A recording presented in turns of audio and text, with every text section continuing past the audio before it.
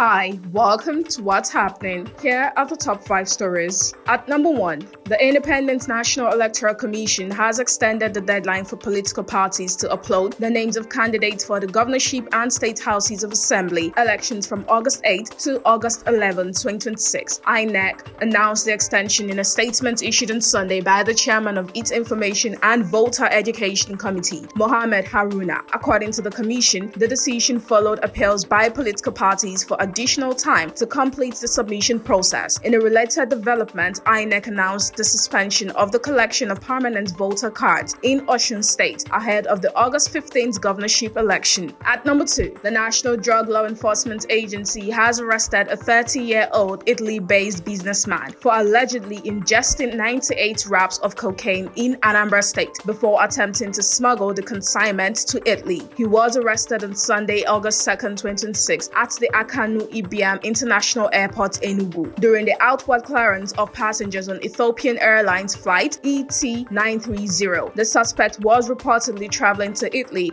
through Addis Ababa and France when NDLEA operatives intercepted him at the airport. At number 3, the National Union of Road Transport Workers on Saturday blocked a major entry and exit route in Mokwa local government area of Niger State to protest the rising cases of kidnapping along the Mokwa to Kendiji highway. The action disrupted vehicular movement in parts of the town, leaving hundreds of commuters and motorists stranded and causing heavy traffic congestion. The transport workers said the protest was triggered by what they described as the worsening security situation along the highway, alleging the drivers and passengers traveling on the route had increasingly become targets of kidnappers. At number 4, Israeli Prime Minister Benjamin Netanyahu on Sunday rejected a US-led Gaza plan endorsed by Hamas, putting distance between himself and President Donald Trump as he tries to shore up his base ahead of close elections. After more than a week of gradually escalating criticism of the plan and despite receiving assurances that Israel would not need to start withdrawing in Gaza